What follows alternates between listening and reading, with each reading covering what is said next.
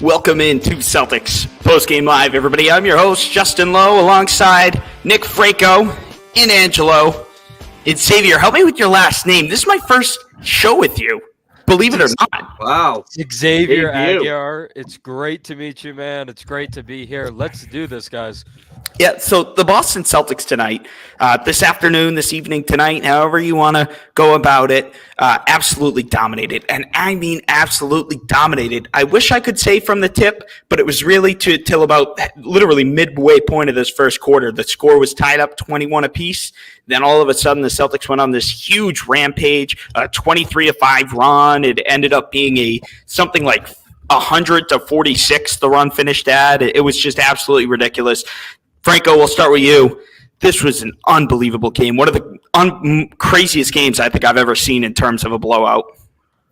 Happy 19th birthday, Jason Tatum. Yeah. I mean, what a game to do that out on. Sunday afternoon, I know Warriors came in on a rougher schedule.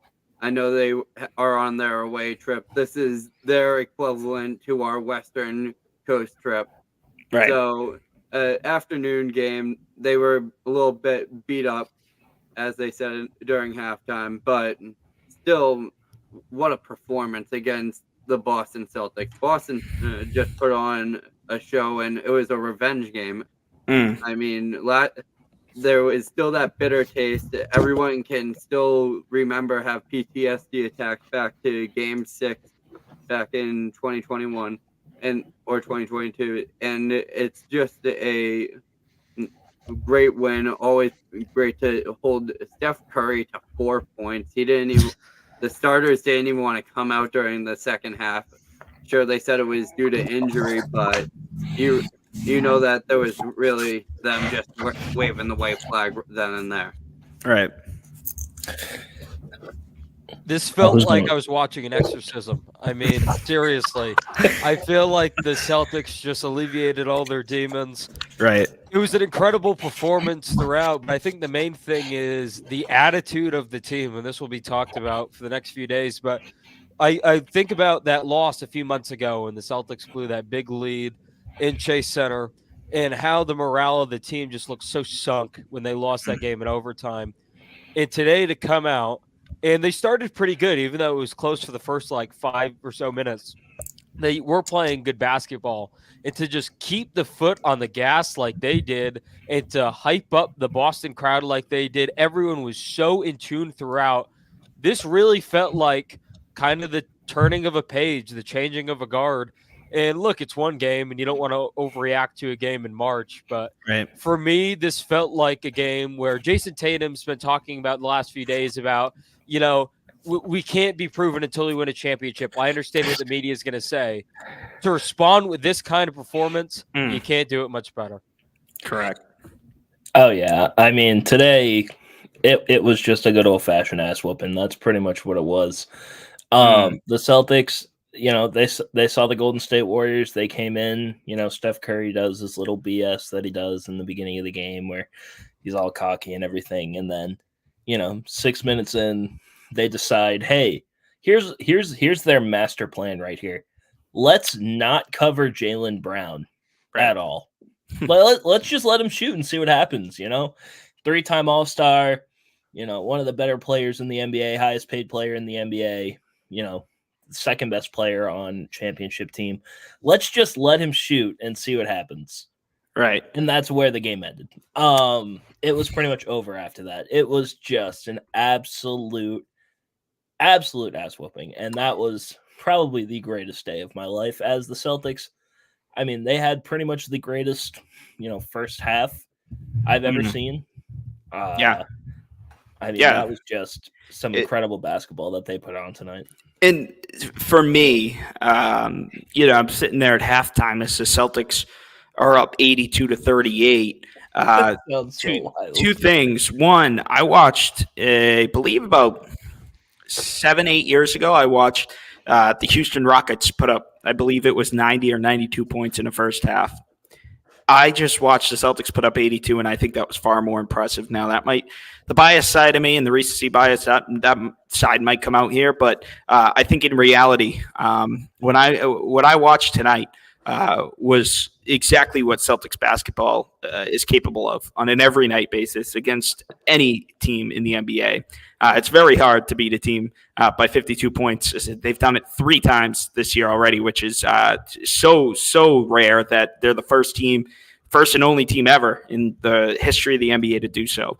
But it wasn't the fact the Celtics had 82. We've seen this offensive explosion from the Celtics all season long. It was the fact that they had 82 points and their opponent only had 38. The Celtics had 44 points in the first quarter. The Golden State Warriors tonight only had 38 points in the first half, guys. And that, to me, is what stuck out for the Celtics. Not only were they able to do it offensively, but they were able to get after it on the defensive end. I mean, even when this game was far over, the Celtics almost had a 60-point lead at one point in the fourth quarter, and O'Shea Brissett's picking up full court, running around all willy-nilly like they're the ones down late in the ball game. So just credit for the Celtics coming in ready, coming in with the dominance tonight. And obviously no Kristaps Porzingis, but that didn't seem to matter. The Celtics really had their head on their shoulders tonight, Franco. Right. And as you said during the second half, I mean, well, let's start off with the first half. Right. When they ended the game, well, this was a game. How about the defense they performed on Steph Curry to shut him down and get him out of the game, make them wave the white flag? Those triple teams that he was seeing, they knew that they treated him as if he was the only threat on the court and completely locked him out of his game. And shooting 0 for 9 from 3, and that's the effect of, we had Marcus Smart and we had in the past on him during that last run we had against them. Now with Drew Holiday and Derek White switching off, being that tandem, having Al Horford coming out of the paint and getting on top of him, there was a hand in his face every time he shot. And I know Steph Curry is sometimes inhuman and will make those shots, but I think they just made him give up, and it was so infuriating to him that he just had his head down already in the first quarter. Well, I'm going to be honest with you. I think, and I was watching this game in the first half, and this was when we were starting to really take off. I think it was like 44-25 or something like that. And I'm sitting there and I'm like, Steph Curry is actually hurting the Warriors when he's on the court tonight. Like, I thought the Warriors played, at least in the first half, like before we really started to blow them out, I was like, man, like usually Curry goes to the bench and like, you know, Celtics will really struggle when struggle when Curry's in the game. It was kind of the opposite tonight. Steph Curry really, really had a rough night. 2 of 13 total, 0 of 9 from distance. As you mentioned, Franco, Celtics coverage really made it tough on him. And I think it was also funny because when I was watching, the Celtics weren't playing drop coverage on Steph Curry. I was like, hallelujah, thanks Zeus, we learned.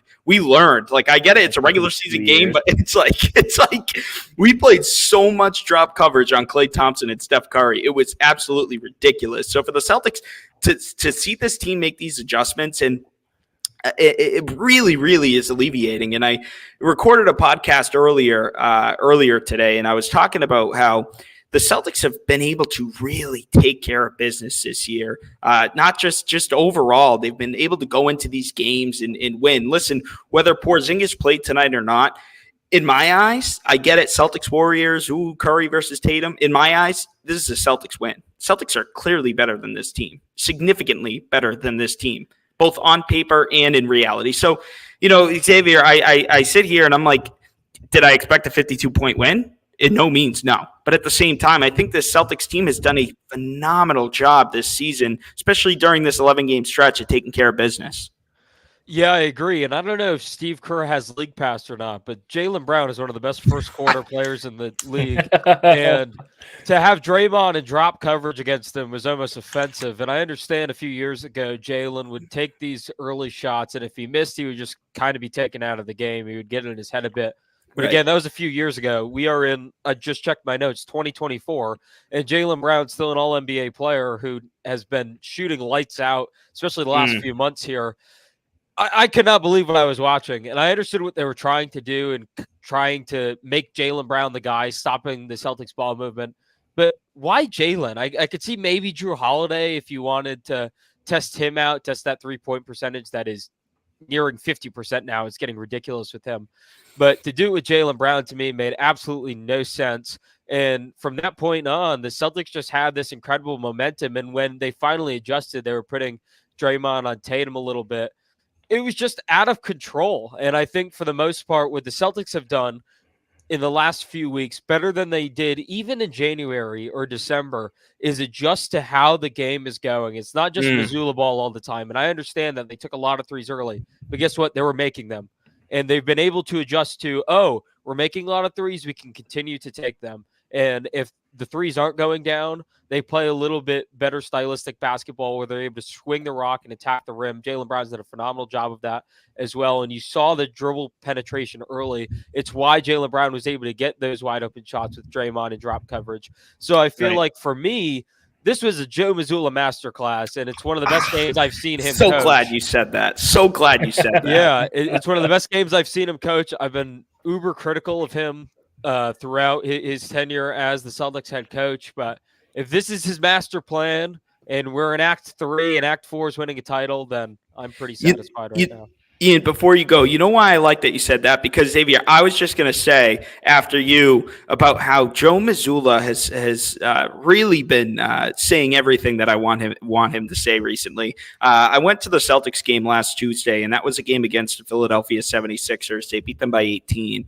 And in that game, it was one of the most rare games you'll ever see from the Boston Celtics. That's because they shot under 30 three-pointers in that game. And after the media and the press conference was like, hey, why weren't you shooting threes? Like, after, every game, that's the topic is the threes. And Mazzulla goes, well, you guys don't understand. Like, I don't like threes. I like what the defense gives us. Right. So like in that game, the defense wasn't giving them threes. Credit to Philadelphia. Their perimeter defense was solid, but then guess what? Celtics found a way to win. They got in the paint. Jason Tatum realized he was 6'10", 225 pounds, and he got to the rim. This game, Golden State from the get-go decided, hey, the Celtics are the number one 3-point rated team. Let's not defend the 3-point line tonight. Let's make them shoot. Celtics, look, it legit, I had to check my TV to make sure my PlayStation wasn't on and I wasn't watching a game of NBA 2K tonight. That's how well the Celtics played, and that's how well the Celtics shot. It looked like a video game out there, and I hope Mazzulla's response to all these threes tonight, all the attempts and makes, is the same thing. We just took what the defense gave us, Ian. Yeah, and I think that's huge credit to Joe Mazzulla because you can really see, his development as a coach over the last couple of years has been kind of crazy. Like, I would not have expected Joe Mazzulla to have any sort of a game plan last season. And, I mean, it's not necessarily his fault. He got thrown into a terrible situation. But now, after a year of coaching, I mean, it feels like it's one of those things where it's like, how did no NBA teams see this before? Right. Like, how have they not seen how Joe Mazzulla is as a coach? Like, it's kind of insane to think about. And, I think another thing about the Celtics team in general, they're playing like they're the best team in the NBA. This 11-game win streak is every single night they go out there, they know they're the best team. They're going out there knowing they're the best team, and they're playing like they're the best team because they are the best team in the NBA. And they just have this different feel to them right now that I've never seen out of this Celtics team, where it's like they go out there and they're taking care of business every single night. It's not like last season where, around this time we were, having these games where they were losing to like the Houston Rockets and, the Detroit Pistons. Like, those games aren't happening this season.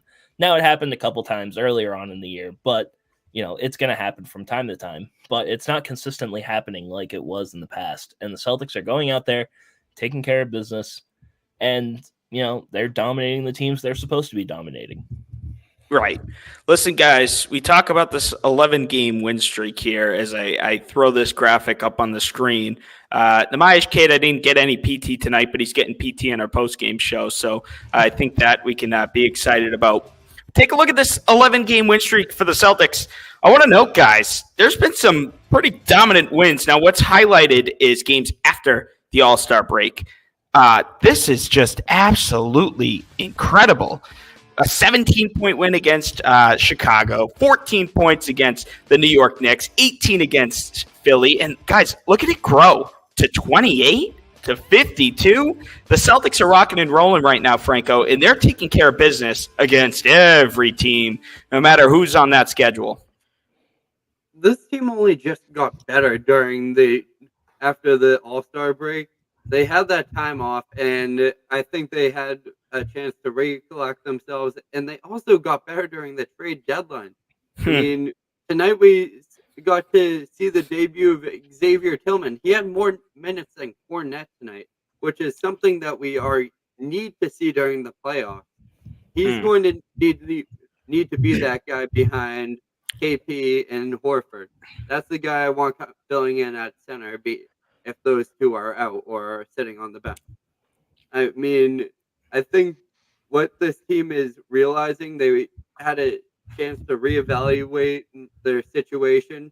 It seems like they're doing all the right things that we've been harping on. I mean, I think Jason Tatum realized that he was 6'10", 225 during the All-Star break. I feel like Joe Mazzulla must have had a very strong good 2 or 3 practices before they got back into the flow of things, and I think they're just feeling really confident in themselves. And what could be helping is the lack of respect that they got during the Derek White and KP not All-Stars, JB not winning the dunk contest. I think the more this team doesn't win outside of an NBA championship, the more focused they are going to be on getting that NBA championship.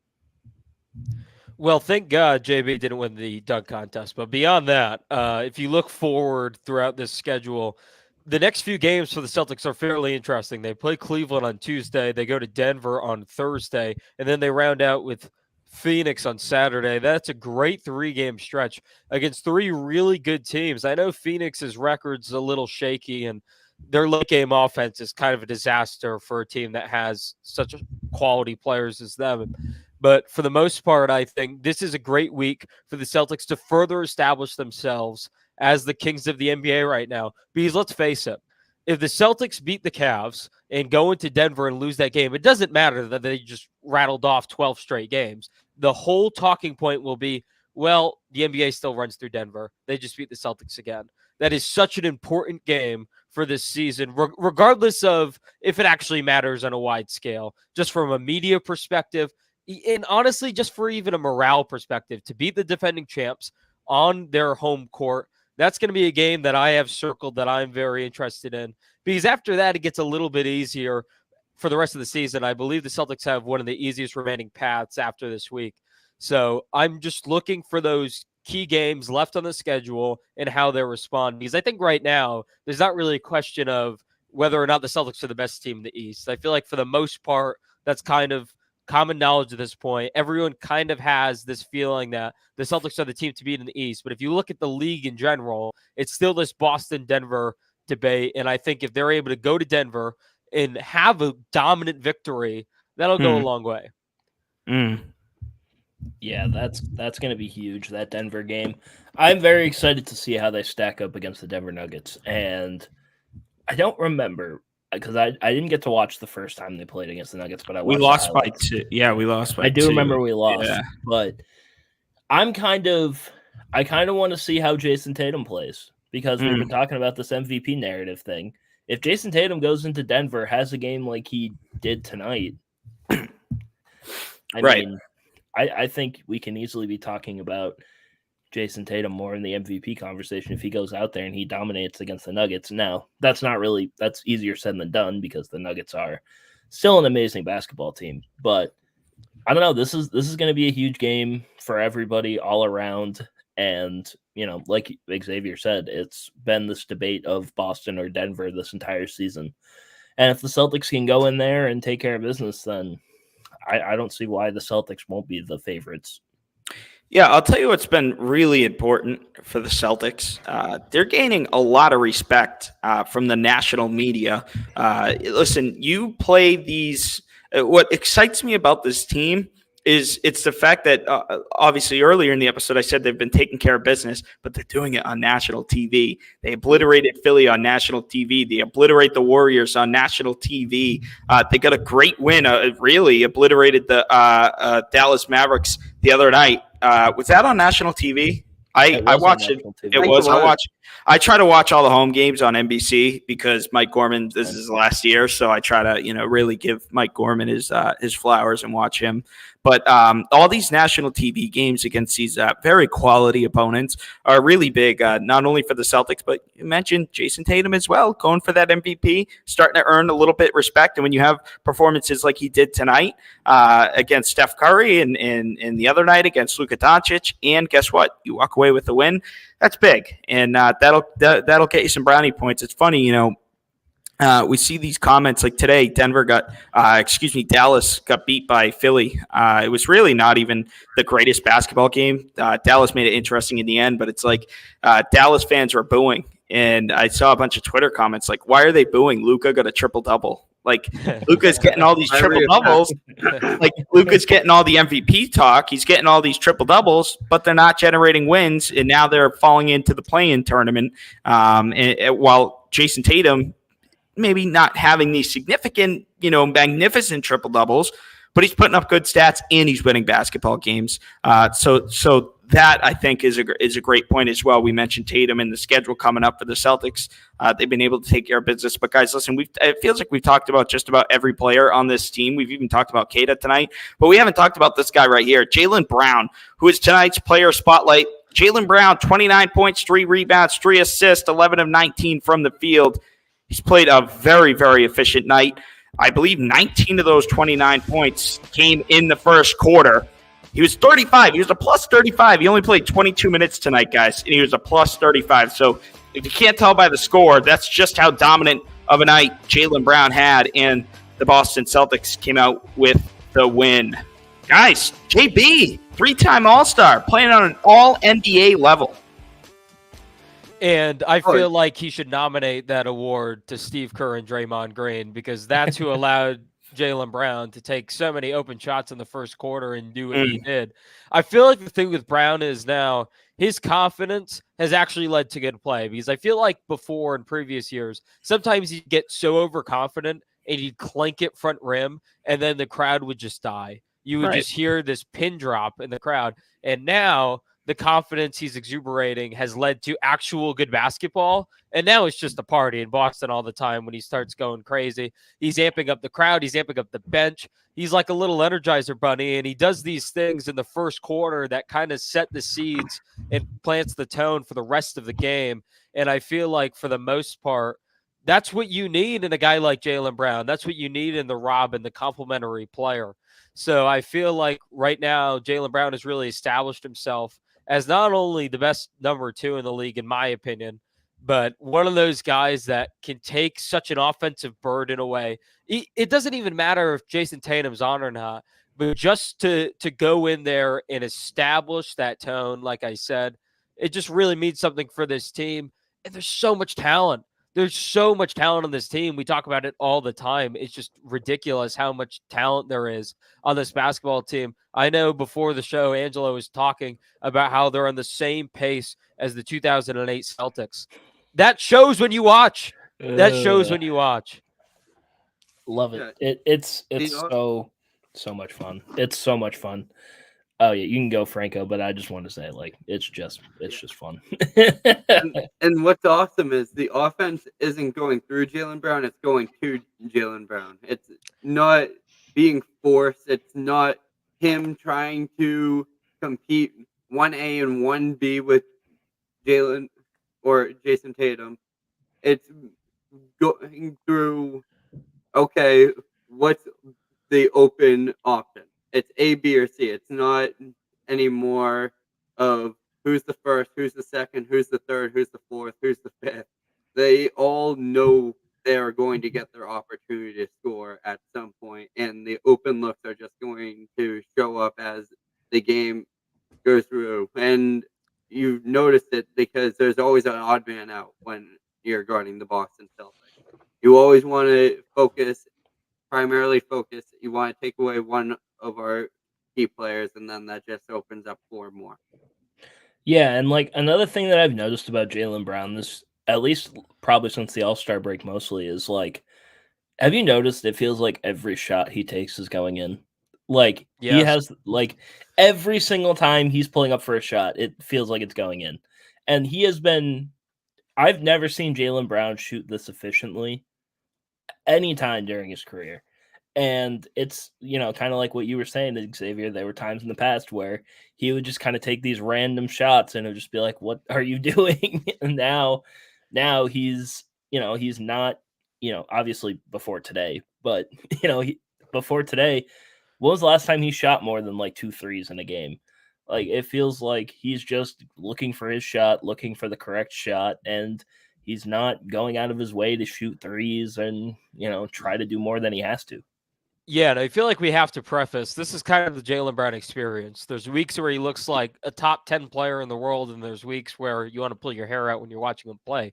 But I feel like the difference now is even a few months ago, like I said, there was something to be said about how he was kind of stopping the offense. He had that ball stopper quality to him.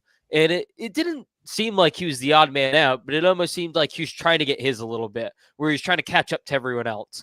Right. And now it's showing the flow of not only the team, but the game. Like today, the shots he was taking were good shots because of what the defense gave him. He's not just forcing that turnaround spinning jump shot that he's had such an efficient time shooting the last few weeks.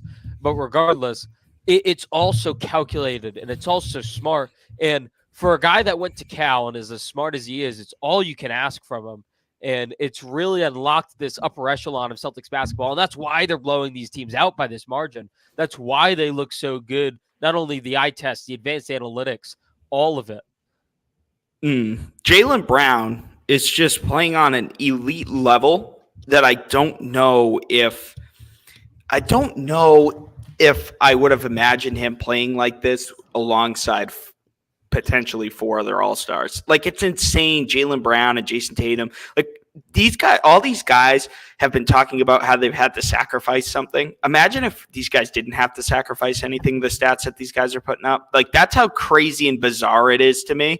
Like, Jaylen Brown is just on an absolute tear, and I don't understand why in God's living world Steve Kerr comes out and goes, let's sag off Jaylen Brown and let's try to get in his head. Because I'll tell you what, when he made 5 first quarter threes, I mean, it almost feels like that. Remember last year, we didn't have Al Horford and we didn't have Robert Williams. We were playing Philly, and we were honestly expecting to get blown out by Philly. We ended up blowing them out. Blake Griffin comes out and he hits like 4 first quarter threes, and like the Joel Embiid sagging off him. That's what it felt like. It's like guard the guy. He's making shots, but that's the thing with JB, man. And JB, you mentioned it earlier in the show. Jaylen Brown is one of the, if not the best first quarter player in the entire association. So if there's not a time to let him get hot, it's in the first quarter. Yeah, and I feel like the main thing that I've noticed throughout the last, 2 months or so, it's not as much as what Jaylen Brown's giving up. It's what's Drew Holiday and Derek White are giving up. And specifically Drew Holiday, who is a recent All-Star. It's not like this guy's at the twilight of his career. He's still capable of playing good basketball, shooting lights out from distance. And his usage rate has dropped. It's like 10% or something ridiculous.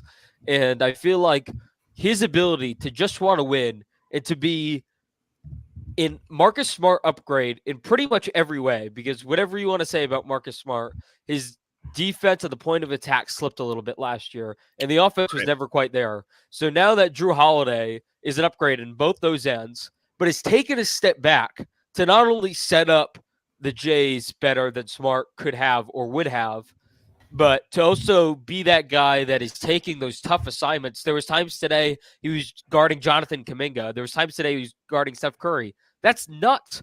That is absolutely insane. The athletic differences between those two guys is out of this world.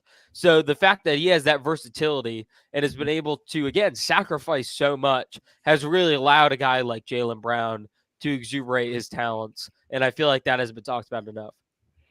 It's crazy because, like, you talk about Drew sacrificing the most. Like, Drew is so capable of going on scoring 50. Like, he's so capable of doing that. He did it with Milwaukee. And you talk about how good Milwaukee was, but it's like, look at Boston and look at all the weapons that they have. They have Kristaps Porzingis. Derek White has turned into be the Swiss Army knife that it's just I mean, could have, should have been an all-star. That's a, conversation / debate for another, maybe next season. But just the way that this team is clicked, especially, I was a little nervous that, we went into the all-star break winning games. I don't know how many games it was, maybe like 6 games, 7, or what was it, 5 or 6 games, something like that. And I'm like, oh gosh, like, Celtics are playing their best basketball this week. This week off could be like terrible for us. Like, it'd be great getting rest and recovery wise, but like, it's like when you're on that streak and you are playing like that, you don't want to take a break. But Celtics come out and I mean, they have absolutely, as we take another look at the 11-game win streak, the highlights are after the All-Star break. Before the All-Star break, some tight games, and then after 17, 14, 8, like it's like each game, the blowout just got bigger and bigger and bigger. And honestly, the difficulty of teams got bigger and bigger as well. So it's like Celtics come out and they respond very well out of the All-Star break. And you can't really, there's nothing really I could sit here and like criticize this team about. Like I said on my podcast this morning, there are weaknesses in this team, but there's not many. And it's very hard to nitpick and kind of dead set, like, like have a 5-minute conversation on it. It's very hard to. This stretch also, this winning streak for the Celtics also, guess what conversation has kind of gone out the door? The third quarter situations. We haven't talked about it in a while. The Celtics have really figured that out, and I think that's also a great attest to something, Xavier and I were talking about earlier, Joe Mazzulla. Big credit to Mazzulla and his game plan, and also for guys like Jason Tatum and Jaylen Brown saying, we're not going to lay an egg here in the second half. We're going to go out and we're going to finish what we started. Yeah, and that's been huge. Right. Their third quarter play has absolutely been insanely improving ever since the start of this season. And I'm just happy to see it because we were having talks as to, is the third quarter going to completely kill this team every single night? But now it's just like, well, either we're good enough in the first half to where it doesn't even matter, or, they've just been even better in the third quarter this season. And that's just been absolutely huge. Yeah, this team was going to go. So much better. I was waiting for Franco. Sorry. Yeah, no, this team is looking so much better, and it's wonder what it is. They're kind of making adjustments now. Right. Second half adjustments. Usually, what it felt like in the first half of the season, we were saying a lot of Joe Mazzulla is letting these guys figure it out. Right. They're going out here trying to get the players to figure out what is going wrong. Oh, Jason Tatum and Jaylen Brown are shooting too many threes and it's shooting themselves in the foot.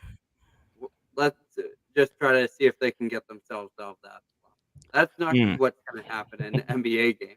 I mean, it's readjustments, and to credit Joe Mazzulla for maturing as a coach over time, the Celtics did a great job of getting the staff around him this offseason and getting him in a well-advised position where he has Sam Cassell to turn to on the sideline. He has Van Gundy. He's got Lee there. He's got a great staff around him, and they've done a great job. And I think he's just going to grow and grow. And hopefully, with a good playoff performance, we could see him being known as the long-term decision. Right. Yeah, I feel like it could get a little sticky if Joe Maz wasn't able to bring a title to Boston this year. But there's a secret thing that I want to talk about that kind of flew under the radar in Boston media. Drew Hamlin posted a tweet. This was a few weeks ago now. That's Jason Tatum's trainer. And he talked about fixing Tatum's shot pocket on his threes. And since that fix, he's been, I forgot, Hamlin cited around 39%, and that number's gone up. So now for the season, Tatum's three-point percentage is about 37%. That is a big key to me when watching Jason Tatum play, because he wants to take those shots, and he's probably not going to weed them out of the game. So it's whether or not they go in or not. And the fact that Tatum, who's sitting in the low 30s for a large part of the first half of the season, is all the way up to nearly 37% from distance is a big sign of progression for me. And it really changes how you guard him, because I think a lot of times what you were seeing in some games earlier in the season, they'd almost box in one Tatum. And sometimes they throw two at him as soon as he turned into the paint. And they still do that, but that's more of a fear of what he can do as an offensive weapon. But now, if he's able to step back, you feel a little bit more confident with him taking and making that three. So if Tatum's able to hover around high 30% from distance, this team feels unbeatable.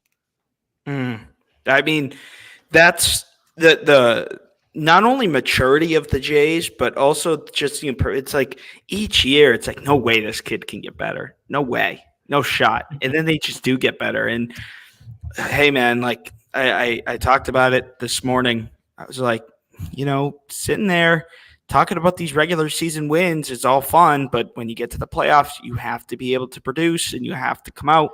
So it's like, can the Celtics get over the hump, get back to the finals and win the finals? I think those are questions that, I think it's fair to ask those questions. A lot of people get offended, like, past is in the past. Yeah, past is in the past. Job's not finished. But the job is not finished. Celtics can go out. Look at the 73-9 Warriors. What did they do? They got to the championship. They laid an egg, up 3-1. They lost. Look at different sport. I mentioned it in the postgame show the other day. Hometown team, Boston Bruins, what'd they do? They win the President's Cup, have one of the, if not greatest, regular season of all time. What did they do? Laid an egg. The Celtics have a really good opportunity.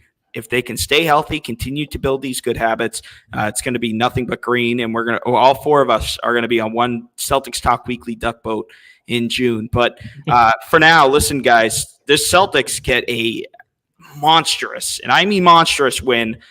It's bad when Stephen A. Smith is apologizing to America that they had to broadcast this game. Jaylen Brown tonight won player of the game. He scored 29 points on 11 of 19 shooting. He only played 22 minutes, but he was a plus 35. All hail King Jaylen.